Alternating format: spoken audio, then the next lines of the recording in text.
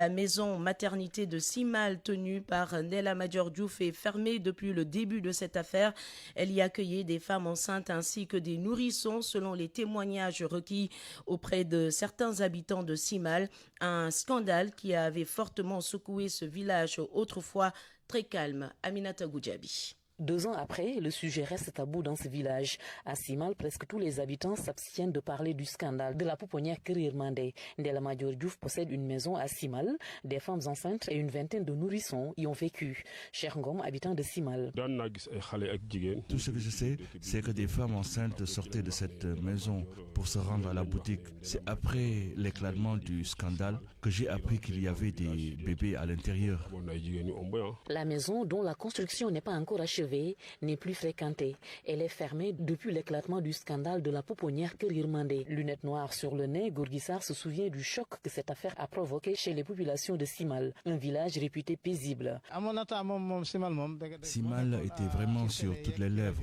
On parlait de notre village dans tous les médias. Ndella avait une maison ici, mais je ne savais pas que c'était une pouponnière. Elle n'avait pas associé les villageois dans cette activité.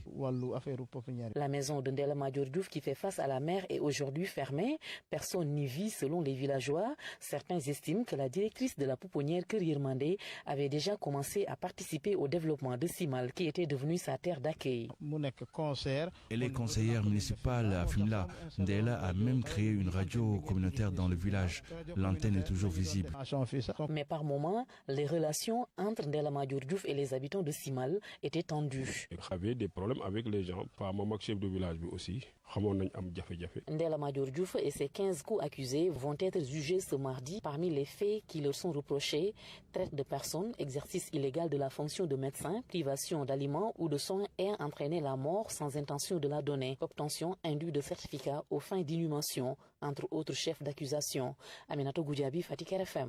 Toujours dans l'actualité judiciaire, l'affaire Farbangom, le procureur financier a fait appel hier de l'ordonnance du juge qui demandait sa libération sous contrôle judiciaire assorti du bracelet électronique. Le juriste El Amatiam souligne que le maire des Agnam pourrait encore rester 2 à 3 ans en prison dans le cadre de cette bataille judiciaire.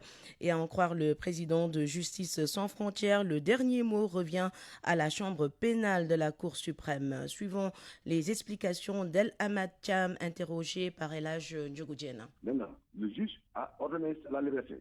Le procureur, naturellement, il intercède appel si l'un et laisse l'autre. C'est-à-dire que Farba reste en prison et Tahirou est libre. Maintenant, ce qui va se passer maintenant, le dossier va partir à la chambre d'accusation. Donc, naturellement, ils vont se batailler. Le procureur du pôle judiciaire et les avocats de Farba vont se batailler maintenant au niveau de la chambre d'accusation.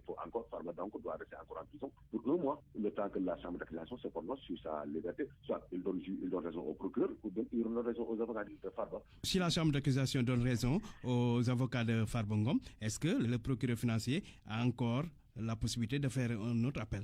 Naturellement, la loi lui permet. Il peut faire encore, il peut se pourvoir en cassation, c'est-à-dire aller à Cour suprême, la chambre pénale de la Cour suprême qui va statuer. Là, il faut aussi attendre 2 mois aussi, 2 mois ou 3 mois pour que la chambre pénale de la Cour suprême va statuer sur ça. Là, et si la chambre pénale donne une décision en faveur de Farba Ngom, qu'est-ce qui va se passer maintenant? Il sera libre. Vous avez vu le cas de Ladjo. Ladjo, c'est la chambre pénale de la Cour suprême qui l'a libéré, qui a donné sa liberté provisoire. La chambre d'accusation a 1 mois pour statuer sur l'affaire, dans les réceptions du dossier. Donc, il va attendre pour le moment 2 mois. S'il gagne la marche, la partie aussi, effectivement, naturellement, à la Cour suprême, à la chambre pénale. Si le procureur gagne aussi le procès, il faut aussi arrêter. Voilà, les avocats aussi peuvent arrêter ce pouvoir à la chambre pénale. C'est parti, c'est un marché, celui qui perd peut toujours se pouvoir dans une autre juridiction. Toujours dans cette affaire, l'ascenseur émotionnel à Matam après le maintien en détention du maire des Agnam à la place des Siennes de Joie. C'est la déception, nous dit Ali Bandelnion. La joie des populations du Bosséa, précisément de l'arrondissement de Agnam, n'aura duré que quelques heures. Le maintien de Farba Ngom, encore en prison, suscite une très grande déception dans la région de Matam. Les partisans du député maire des Agnam ont même versé des larmes. Mamadou Dembassi, dirigeant des enseignants républicains. Toute personne éprise de bonne foi et qui a un sentiment d'amitié et de partisanerie avec Farba n'a pas dormi toute une nuit parce qu'on était déçus. Des populations qui se réjouissent tout de même de la libération de Daïrou Sarr, le fils de Horé Fondé, mais qui peinent à comprendre la réaction du procureur. Fierté, mais aussi une désolation. La fierté, Daïrou Sarr comme Farba Ngom sont nos frères et des gens très utiles pour la localité. Ce que nous souhaiterions, c'est de les voir tous les deux accusés et complices, tous les deux, puisqu'ils ont été lavés de leur honneur, qu'ils puissent ressortir et rentrer chez eux. On a combattu ensemble pour qu'ils soient libérés. Mais ça a été une indignation, une désolation pour nous. C'est un scénario qu'on ne pouvait pas imaginer.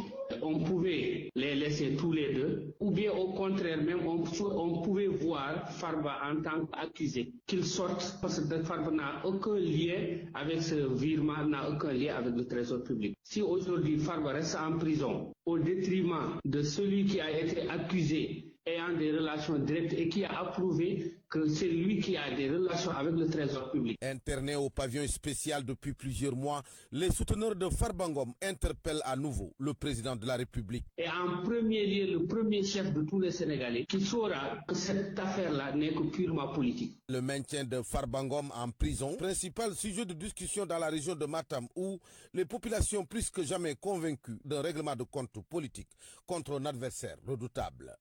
Matam, Ali Bandelian, RFM.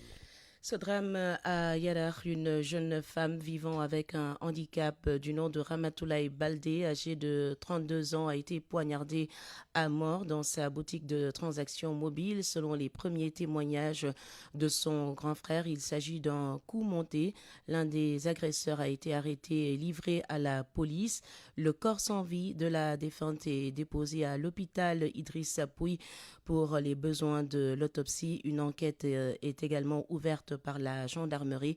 Vous entendrez d'ailleurs le témoignage de son grand frère dans l'édition d'information en Wolof. Merci de suivre le grand journal sur RFM. Il est 12h10.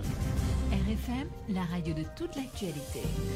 L'Association des commerçants et industriels du Sénégal interpelle les autorités par rapport à l'affaire Softcare. L'ASIS dit avoir alerté depuis des années sur les pratiques de certains opérateurs étrangers, notamment le recyclage de déchets plastiques provenant de Mobus pour l'emballage de denrées alimentaires, entre autres. Selon l'association, cette affaire Softcare ne fait que confirmer leurs craintes. Mohamed Sek, le secrétaire général de l'association, au micro de Salimata Aou. Ce que nous voyons aujourd'hui n'est pas un cas isolé. C'est le révélateur de failles profondes de notre système de surveillance sanitaire. Lorsque des produits ou des services liés à la santé échappent au contrôle, ce sont les citoyens qui en payent le prix, parfois au péril de leur vie. Dans le même temps, la vente de produits médicaux non homologués et la prolifération de cabinets de soins étrangers non contrôlés se poursuivent dans plusieurs régions du Sénégal. Nous ne pouvons ignorer le lien possible entre ces dérives et l'augmentation de certaines maladies chroniques, notamment le cancer. Face à cette situation, nous lançons aujourd'hui une alerte solennelle. Nous demandons le renforcement immédiat des contrôles sur les produits et services de santé importés, l'application stricte des lois contre la concurrence déloyale, la transparence totale sur l'affaire Softcare avec des enquêtes indépendantes et des sanctions exemplaires si les responsabilités sont établies. Et enfin, la protection des acteurs nationaux qui respectent les normes sanitaires. La santé publique ne doit jamais être sacrifiée au profit d'intérêts économiques. Nous appelons nos membres à faire preuve de responsabilité et de vigilance quant à la qualité des produits qu'ils mettent sur le marché. Nous appelons également les autorités compétentes, la société civile, les médias à se mobiliser afin que des mesures urgentes et concrètes soient prises. À l'instant, Mohamed Sek, secrétaire général de l'association ASIS, en conférence de presse ce matin. Les répercussions de la grève des enseignants dans la région de Ziguinchor, le mot d'ordre lancé par le G7 est largement suivi ce mardi. Plusieurs écoles et centres de formation ne fonctionnent pas. Les syndicalistes dénoncent l'inertie du gouvernement face à leurs revendications. Ils annoncent d'ailleurs un durcissement du plan d'action.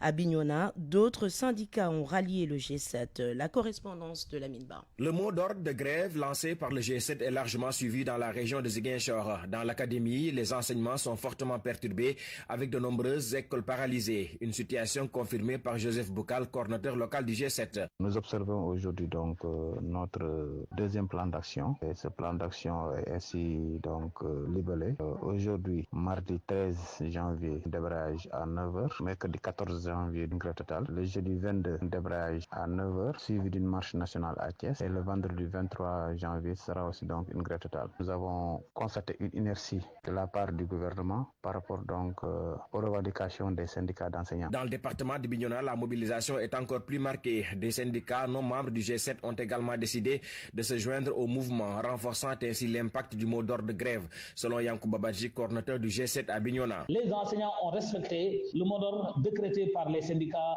du G7. Et la particularité cette fois, c'est que même les syndicats qui ne sont pas du G7 ont accepté d'harmoniser leur plan d'action et de suivre le plan d'action du G7. C'est pourquoi vous allez voir qu'aujourd'hui, toutes les écoles sont fermées. Cette fois, les enseignants sont très fermes, les syndicats vont rester très fermes. Nous n'allons pas lancer un plan d'action et nous arrêter sans obtenir satisfaction si le gouvernement ne réagit pas très vite. Conscients des conséquences de ce plan d'action sur le quantum horaire, les syndicalistes estiment toutefois que la responsabilité incombe aux autorités, qu'ils accusent d'inaction face à leurs revendications. Nous savons les conséquences de cette grève sur le quantum horaire aujourd'hui. Les élèves sont dans la rue. Pour combien de temps encore? Et nous savons tous que ce deuxième trimestre est le trimestre réservé aux compositions du premier semestre pour le moyen secondaire. Nous appelons les autorités à prendre beaucoup plus conscience par rapport à la situation actuelle de l'école sénégalaise. Dans la région de Ziguinchor, les enseignants affichent une détermination sans faille et se disent prêts à poursuivre la lutte jusqu'à satisfaction de leurs revendications. Lamine Ba, Ziguinchor, Radio Futur Média. Aujourd'hui donc, c'était jour de débrayage. La grève est prévue demain. La tension monte à Bambilor. Des centaines de familles risquent de perdre leur maison et leur verger. En jeu, près de 200 hectares convoités par la Caisse de sécurité sociale et la Caisse des dépôts et consignations pour des projets de logements sociaux. Les occupants sont sommés de libérer les lieux. Ils crient à l'injustice et fustigent le silence des autorités malgré les promesses de règlement de l'assiette foncière dans la commune. Le porte-parole de leur collectif, Birassen, est interrogé par notre correspondant à Rufisque, Abdou Diouf Diagne. Ce qui s'est passé récemment avec la Caisse de sécurité sociale, qui a distribué une centaine d'assignations en expulsion. Or, quand la Caisse de sécurité sociale a acquis son titre en 2011, nous étions là, nous étions déjà là. Et nous avons également accueilli d'autres Sénégalais qui sont là. Donc certains exploitent des vergers, d'autres font de l'agriculture, mais il y en a qui ont déménagé complètement à Bambilor, qui y habitent et qui vont également y vivre tranquillement avec leur famille. Donc, l'assignation d'or, c'était pour le 27. Mais comme on l'a dit ici, le dossier n'a pas été enroulé et ils ont trouvé une nouvelle stratégie. Au lieu d'avoir une centaine en face, avec un pool d'avocats, ils ont choisi l'un d'entre nous, un verger qui fait environ 5 km², plutôt 5 hectares plutôt, qui est en face de la porte d'entrée parce que la caisse sociale, au passage, sur les 50 hectares qu'il réclame, la caisse dit avoir déjà vendu ça. Du côté de Kaolack, la colère des populations de Ngolanem dans la commune de Mbadakhoune est montée d'un cran, excédée par le manque d'eau, les problèmes d'assainissement, l'insécurité entre autres problèmes. Les habitants sont descendus dans la rue. Ils exigent, eux, des investissements urgents de l'État du Sénégal et de leurs élus locaux.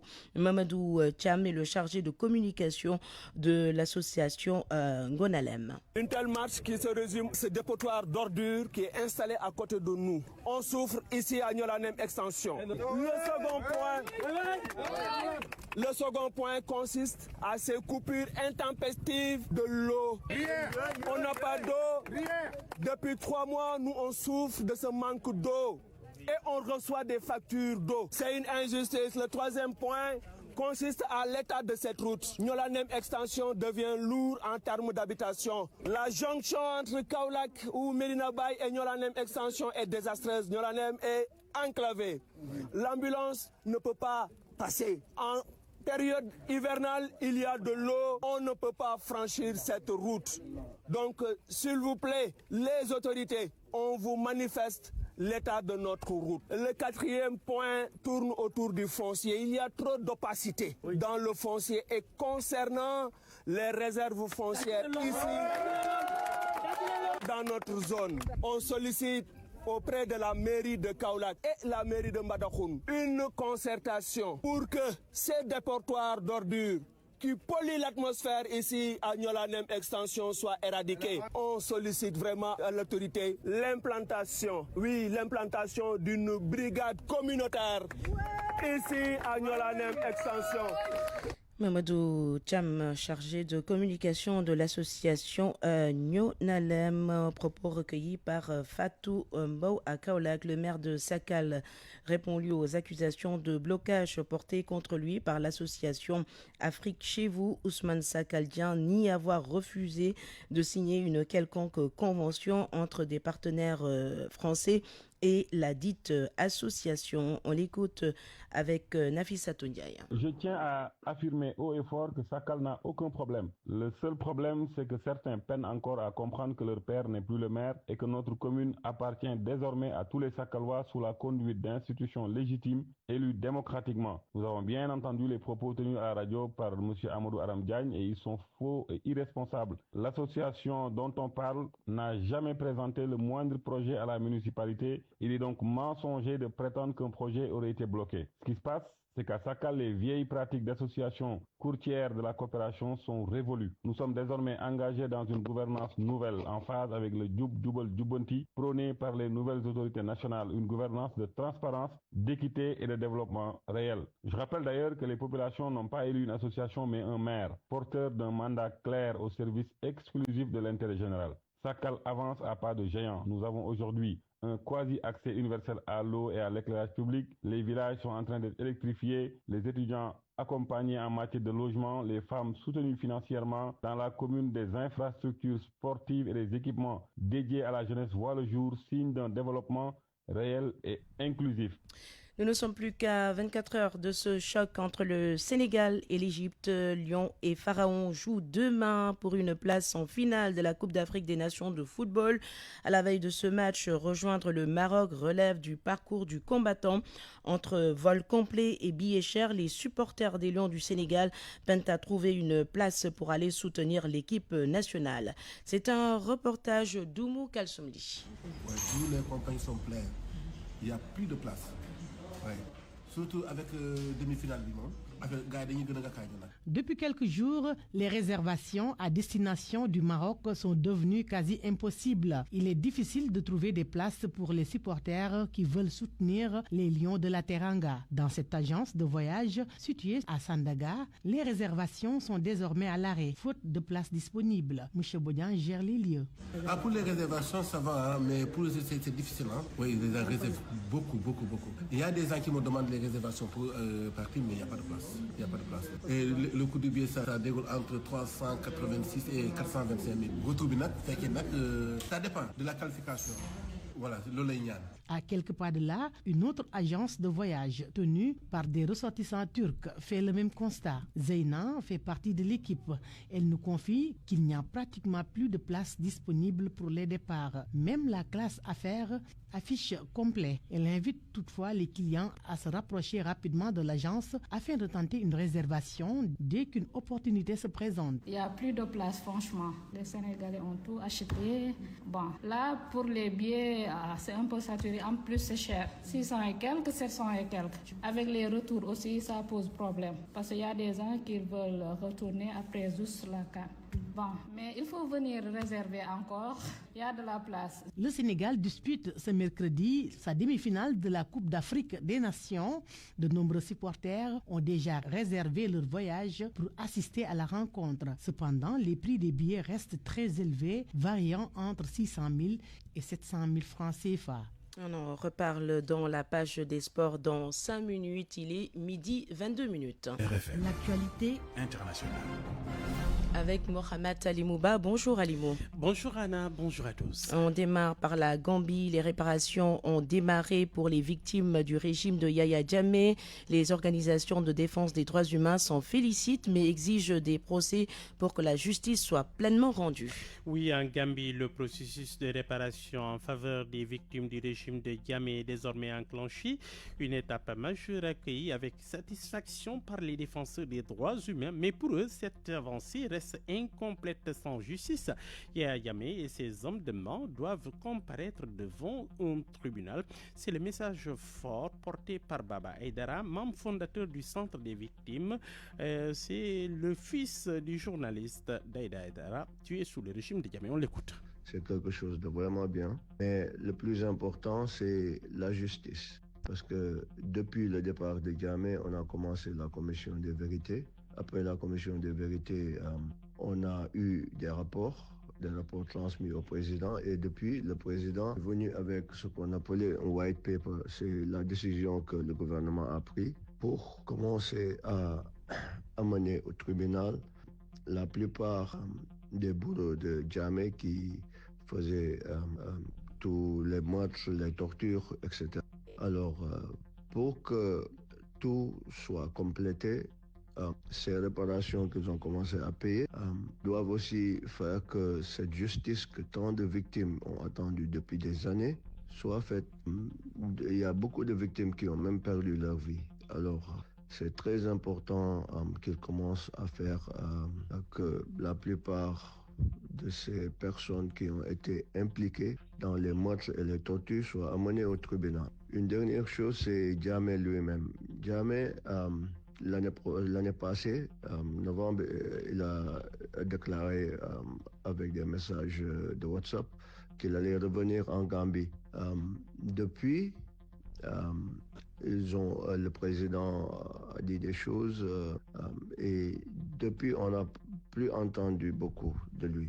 Mais j'en suis sûr qu'il a compris qu'il ne peut pas venir comme un simple citoyen de retour en Gambie. Il doit répondre à tous ces différents crimes qu'on a cités son nom.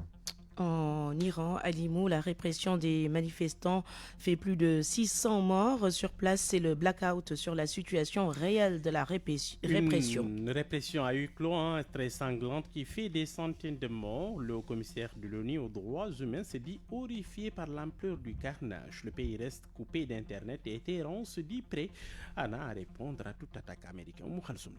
L'Organisation de défense des droits humains, RANA, basée aux États-Unis, a pour sa part recensé au moins 646 morts, dont 505 manifestants, 113 militaires ou membres des forces de sécurité et 7 passants en Iran depuis le 28 décembre, ainsi que 10 721 personnes arrêtées. Le haut-commissaire de l'ONU aux droits de l'homme, Volker Turk, s'est dit ce mardi horrifié par la répression des manifestations en Iran, qui a fait plus de 600 morts depuis le début de la contestation. Selon une ONG, il faut cesser de tuer des manifestants pacifiques et il est inacceptable de qualifier les manifestants de terroristes pour justifier la violence à leur égard, a-t-il déclaré. Dans un communiqué, les Iraniens ont le droit de manifester pacifiquement. Leur grief doit être entendu et pris en compte et ne doivent être instrumentalisés par personne, a ajouté le haut-commissaire. Les États-Unis ont appelé mardi les ressortissants à quitter l'Iran sans délai, prévenant que les manifestations en cours dans le pays s'intensifient et pourraient devenir violentes. Washington demande également aux ressortissants américains d'éviter les manifestations qui pourraient entraîner des arrestations et des blessures et de rester discrets. Et puis, au moins 100 enfants ont été tués à Gaza depuis l'entrée en vigueur du cessez-le-feu avec Israël en octobre 2025, a annoncé le Fonds des Nations Unies pour l'enfance, l'UNICEF. Cela représente environ un garçon ou une fille tués chaque jour pendant le cessez-le-feu. Beaucoup, Mohamed Alimouba. On vous retrouve dans quelques instants pour la revue de presse. RFM Sport. L'actualité des sports, la Coupe d'Afrique des Nations de football, c'est la veillée d'armes avant les demi-finales qui se jouent demain mercredi avec les affiches Sénégal-Égypte à 17h GMT et Maroc-Nigeria à 20h GMT. Les Lions du Sénégal effectuent leur dernière séance d'entraînement cet après-midi à l'heure du match, mais auparavant, il y a eu ce matin la conférence de presse d'avant-match, une occasion pour le capitaine Kalidou Koulibaly de dire que le Sénégal est un habitué des demi-finales de la CAN. Il salue aussi la cohésion entre anciens et jeunes dans la tanière. Kalidou Koulibaly au micro de notre envoyé spécial Sodacham. Effectivement, on a sur les 4 dernières Coupes d'Afrique, on a vu que le Sénégal a fait trois demi-finales. Ça prouve qu'on a de l'expérience, ça prouve que ce groupe expérimenté de cette équipe nationale qui sont Edouard Mendy, Sadio Mané, Gana Gueye, moi-même et certains autres aussi, ont de l'expérience, mais comme je l'ai dit depuis le début, c'est la mixité. On ne peut pas dire qu'on connaît tout, on n'a pas la science infuse, les anciens. C'est pour ça qu'on donne beaucoup la parole aux jeunes, parce qu'on veut savoir ce qu'ils pensent, on veut savoir ce qu'ils ont envie de, ce qui est bon dans le groupe, ce qui est moins bon. Et c'est comme ça, c'est en partageant qu'on arrive à avoir ces résultats-là. Donc on partage avec les jeunes, on sait qu'on a besoin d'eux pour gagner. Ils ont besoin de notre expérience, mais on a besoin de leur talent, de leur fougue, de leur jeunesse, de leur insouciance. Et aujourd'hui, on voit qu'avec le Sénégal, ça fonctionne bien. Les gens peuvent parler du contenu, mais nous on est conscient qu'on a un objectif, c'est d'aller le plus loin possible dans cette Coupe d'Afrique et de jouer 7 matchs, donc une grande finale, ça passera par demain. Et je pense que le coach a mis tout en œuvre pour que tout le monde soit bien. Aujourd'hui, voilà, il ramène sa patte et on le suit et on est derrière lui et il a mis cette confiance en ce groupe et aujourd'hui on voit le résultat, donc on est très fiers d'être dans cette constance-là.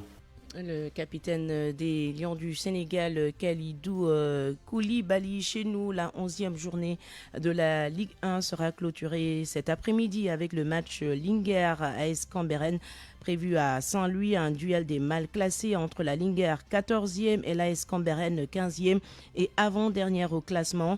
Les Samba-Linguère veulent profiter de ce match pour se relancer. Écoutons leur entraîneur Ablaïssi, interrogé par Moustapha Fall. L'état d'esprit de mes joueurs sont au beau fixe, ils sont conscients du match et je vois dans leur visage ils sont très sereins, calmes et sans euphorie. Je pense qu'ils vont faire quelque chose aujourd'hui d'après ce que j'ai lu dans le visage et ce que j'ai senti dans la semaine pendant les séances d'entraînement. L'appel que je lance aux supporters, c'est comme d'habitude dès le début. Je parlais de soutien et de confiance par rapport à leur équipe. Continuer à soutenir. Et je pense que ça peut venir aujourd'hui et ça peut être la bonne aujourd'hui. Et qu'ils pensent aussi qu'il y a dans cette équipe leurs jeunes frères, leurs petits frères et même leurs parents. Malgré il y a des joueurs étrangers qui sont là, qui viennent des autres régions, 2 à 3. Et je pense qu'il faut les soutenir, continuer à les soutenir, il ne faut pas lâcher. Et de son côté, le nouveau coach de l'AS Cambérène se fixe comme objectif de gagner ce match. Il appelle les supporters à soutenir leur équipe.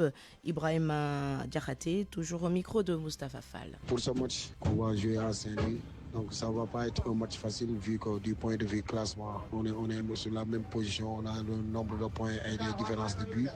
Donc ça va être un match franchement décisif. Donc on va tout faire pour ramener un résultat positif à Cameroun, Inch'Allah. Le match se joue à partir de 16h30 au stade Mawade Wade de Saint-Louis. Hier, Génération Foot et Casa Sport ont fait un match nul vierge, 0 but partout. Soulignons que l'Union sportive de Gorée reste leader de la Ligue 1 sénégalaise après sa large victoire sur l'AS HLM, 5 buts à 0. Beko, partenaire officiel de votre quotidien. Retrouvez toute la gamme Beko dans les showrooms Electronic Corp. Enduro, Electronic Corp, partenaire des grandes marques, vous offre votre revue de presse. La revue de presse de ce mardi 13 janvier avec Mohamed Ali Mouba. Bonjour. Affaire Farbangom Tahirou Sarr, la justice tranche à 2 vitesses. Tahirou Sarr libre, Farbangom garde la prison. Le parquet du pôle judiciaire financier tranche et sépare le destin des 2 cousins. Un dossier de voies judiciaires sur sa parle de fortune diverses pour les frères siamois. Le journal Les Échos, visiblement étonné par la procédure, relève que Tahirou Sarr sort ainsi par la grande porte suite à des contestations sérieuses. L'homme accueilli en musique, un monde fou et des centaines de motos et véhicules l'escorte du Cap Manuel à son domicile dans une ambiance de fête. Mariné aux zikr et autres chansons populaires composées pour l'enfant prodige. Farba Ngom, lui, se retrouve curieusement maintenu en prison au grand étonnement de Maître Baboucar Sissi, un de ses conseillers. Pour Abdoumbo Wade Lapère, c'est une honte. On domestique la justice pour des raisons politiques.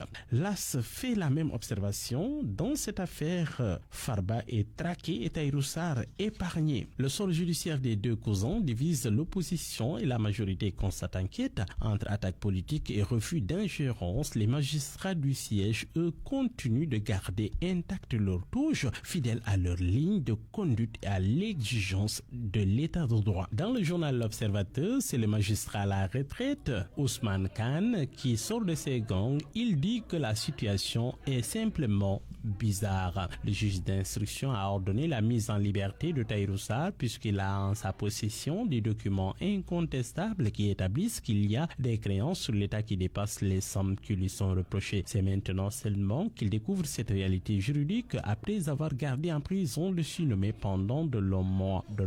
Et le plus cocasse, c'est que le ministère public a approuvé sa décision. Quand on arrive à Farba Ngom, eh bien, le juge a gardé le même raisonnement et pris la même décision. Pourtant, son ordonnance a été bloquée par l'appel du ministère public. Allez essayer de comprendre quelque chose, d'autant plus que c'est Tahirou Sarr qui a alimenté les comptes de Farba Ngom. Et de s'interroger alors, comment l'argent propre de l'un peut-il devenir subitement sale lorsqu'il entre dans le patrimoine de l'autre, s'interroge encore le magistrat. Cette situation a le mérite de montrer au grand jour, selon toujours lui, le très mauvais chemin pris par la reddition des comptes fondés sur des rapports de la CENTIF qui ne répondent à aucune norme juridique acceptable, car de simples soupçons sont transformés en infractions pénales sans que les personnes mises en cause aient jamais eu la moindre possibilité de se justifier avant d'être conduites devant le juge d'instruction et plus tard en prison. La reddition des comptes, dit toujours le magistrat à la retraite, a été une demande sociale forte.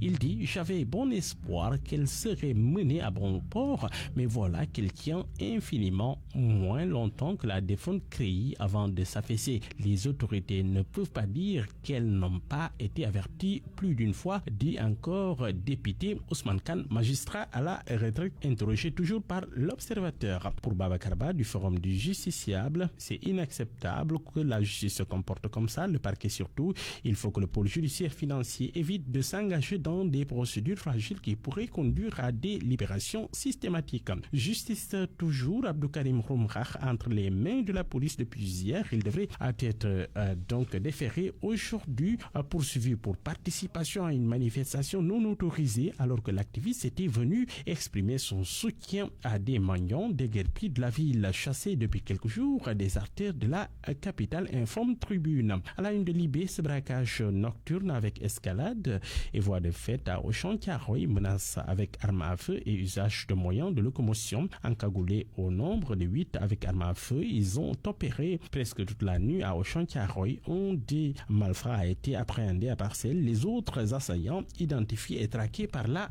police. Bonne lecture à tous. Beko, partenaire officiel de votre quotidien. Retrouvez toute la gamme Beko dans les showrooms Electronic Corp. Enduro, Electronic Corp, partenaire des grandes marques, vous ont offert votre revue de presse. Midi 35 minutes, c'est la fin de cette édition d'information. Réalisation El Raj Diogoudien, chef d'édition Mamastoukan, Abdoulaye Diop à la mise en onde, production Aluba. Merci à toute la rédaction. Merci à vous, chers auditeurs, de nous avoir reçus chez vous. Retour de l'info à 13h, l'édition Wolof d'El Raj Diogoudien. Gardez l'écoute dans un instant, le journal de la CAN, une présentation de Pape Malik Diawa.